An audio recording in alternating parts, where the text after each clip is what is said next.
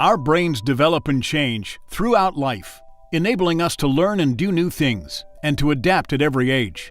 But childhood, and early childhood in particular, is the most sensitive and critical period for brain development. As a child interacts with the world, their experiences, both positive and negative, stimulate the brain, causing it to form neural pathways that lay the foundation for lifelong cognitive and behavioral functioning. I like to think of brain development as the brain is like the site of a town, so you can lay out road work. You're laying down roads, according to, in the brain's case, according to experiences. So you have an experience and your brain lays down a path. And the more you have that experience, the bigger the path is going to get and the stronger, and then it's paved and it becomes a real road and a highway. And you're laying out the grid work of the town according to your experiences. And that's very much like the brain development. The more you have experiences, the stronger those electrical circuits are going to be.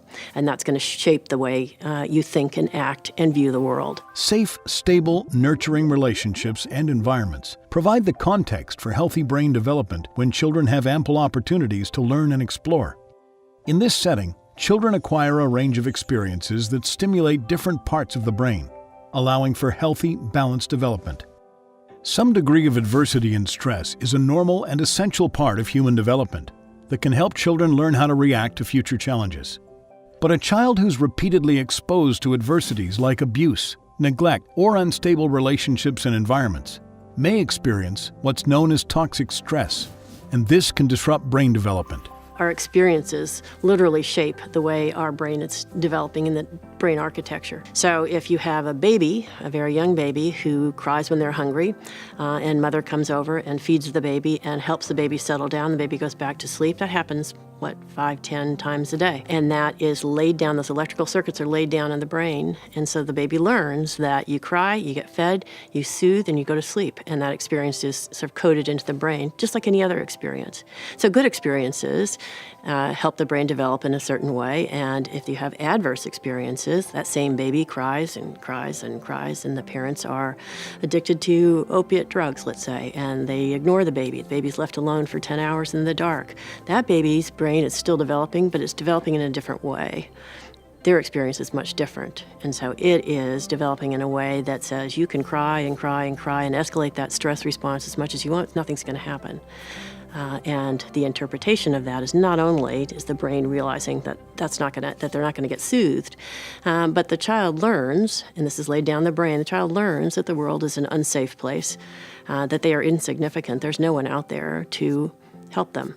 And that is all laid down in the brain as well. There are different forms of stress that any individual is exposed to. There's positive stress that oftentimes is very short term, but it's something that everybody experiences. So even if you said, waking up in the morning, going to work, going to school, that's one form of stress, very short term, but something your body has to adjust to. You can have very neutral forms of stress that are a little bit longer term, but things in which there are resources and support that help you adapt to it, whereas there's other kinds of things that are more long-term kinds of negative stress, and that's where toxic stress really fits into. Things in which person doesn't have, or an individual does not have, the kind of resources and support to try to deal with it, and it has a negative effect in the long-term consequences on that particular individual. So it's toxic in the sense of the body responds to that stress. One of the things that is produced is a hormone called cortisol, and that constant production of cortisol has a negative effect on brain development, on neurological development, and on other kinds of organs and tissues in the body. When we experience stress or encounter a threat, the brain triggers the body to produce hormones that activate a stress response, or what's often referred to as the fight or flight response. In a moment of crisis, this response is necessary and potentially life-saving. But stress can become toxic when the stress response system is activated frequently or for prolonged periods of time. If a child is constantly afraid, her body and brain will remain on high alert, preparing her to react should a threat return. Her body will continually produce stress hormones, and the stress response system will remain activated in her brain, drawing energy away from other neural pathways in need of development or maintenance. In a child experiencing toxic stress, parts of the brain that might be weakened are those regulating complex functions like emotional self-regulation, social interactions, and abstract thinking. This may have consequences throughout life and can result in social, behavioral, and cognitive challenges. Toxic stress implies a certain level of adversity, and that often occurs early in life within childhood.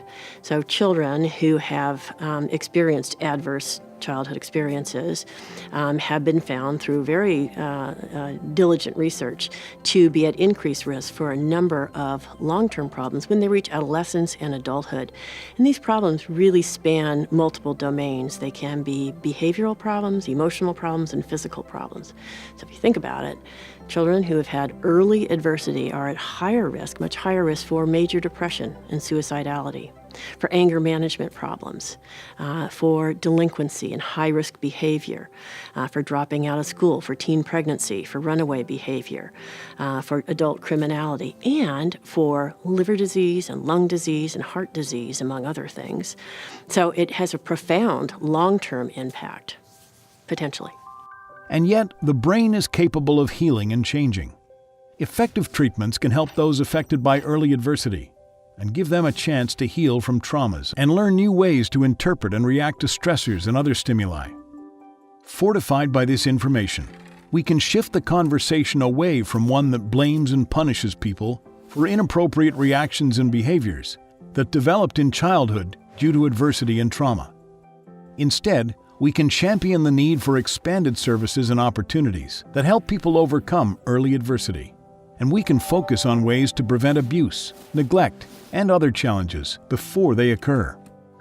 I don't want to imply that any child who experiences early adversity is on a mission where they inevitably will experience these adverse effects long term. That's not the case at all. Many kids are resilient, and so they are able to overcome this adversity very early on and prevent the long-term effects. Some adults will experience those long-term effects, but there are ways that we can help the adults. And very often, I work at a child sexual abuse clinic, and very often our parents will come in, the mother will come in and say, my daughter was sexually abused, and it comes out while I'm talking to her that she was sexually abused as well. She never got therapy. So for 20 years she's been living with this experience and hasn't told anyone. That's not too late. She can still get help. She can still get therapy. She can still work through that. She can still kind of overcome that and move on and not have an increased risk of adversity. There are other social programs that are helpful. For example, programs that help people develop some of those skills that maybe they didn't develop early on. The skills are related to planning, controlling their emotions and controlling their impulses and getting hold of that automatic response, that jump to anger, getting hold of that, calming it down. Learning how to do that can help tremendously. CDC is the nation's public health agency, and as such, we're really interested in those factors, risk factors and protective factors that influence health. And it turns out that early adversity in the form of violence and other adverse events has a profound impact on health throughout the lifetime. Mental health, impacting infectious diseases as well as chronic diseases. So as such, early adversity and the influence of that is critically important from a public health standpoint, and it's strategic. If we can reduce or eliminate early adversity, we can have an enormous impact on health of the U.S. population and, in fact, people around the world during the course of their entire lives. In Lesson 2, you'll learn about the CDC Kaiser Permanente Adverse Childhood Experiences Study and about findings from the study that can aid in our efforts to prevent and treat ACEs.